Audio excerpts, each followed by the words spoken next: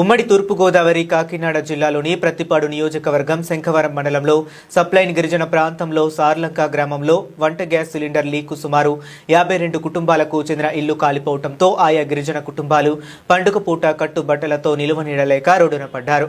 విషయం తెలుసుకున్న పోలవరం జిల్లా రంపచోడవరం నియోజకవర్గ జనసేన పార్టీ సీనియర్ నాయకులు పసగడుగుల గోపి తన ఉదారత చాటుకున్నారు. తన వంతు సాయంగా అగ్ని ప్రమాద బాధిత కుటుంబాలకు బియ్యం, కూరగాయలు, దుప్పట్లు, పళ్ళు వంటి ఇంటికి సంబంధించిన నిత్యావసర సరుకులు గోపీకృష్ణ చేతుల మీదుగా వారికి పంపిణీ చేశారు.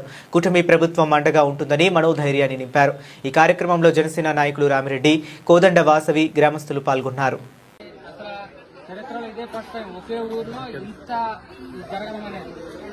ఇది ప్రభుత్వం దృష్టికి కూడా వెళ్ళింది. ఆల్రెడీ చంద్రబాబు నాయుడు గారు కూడా స్పందించారు. కాదు ఇది స్పందించి ఇది 75 సెంట్లు అని చెప్పారు. ప్రతి కోల్పోయిన వ్యక్తికి కూడా ప్రతి వాళ్ళకు కూడా మళ్ళీ ఇల్లు కొత్తగా శాంక్షన్ చేశారని ఎమ్మెల్యే గారు నిన్న కూడా చెప్పారు. ఎంపీ గారు కూడా 25,000 ఇవ్వడం జరిగింది. మీకు ఎటువంటి నష్టమైతే ఉండదు. కూటమి ప్రభుత్వం ఎప్పుడు మీకు అండగా ఉంటుంది, ప్రజలు అండగా ఉంటారు. ఇంకా మేము జనసేన పార్టీ తరఫున మా నియోజకవర్గం నుంచి, రంపచోడవరం నియోజకవర్గం నుంచి జన సైనికులకు కానీ కూటమి నాయకులకు కానీ ఎంతో మందికి తెలియజేస్తున్నాం. మీకు ఎంతో ఇంకా అండగా ఉంటారు.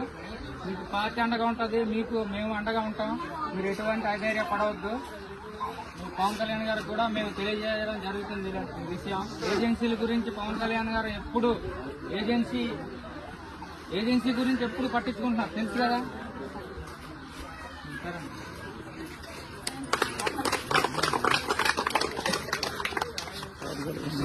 అభివృద్ధి పనులకు సహకరించే వారికి తమ ప్రభుత్వం ఎప్పుడు అండగా ఉంటుందని పెందుర్తి శాసనసభ్యుడు పంచకర్ల రమేష్ బాబు అన్నారు. పెందుర్తి నియోజకవర్గ ఎమ్మెల్యే క్యాంపు కార్యాలయం నందు పినగాడి రోడ్డు విస్తరణ పనుల్లో నిర్మాణాలు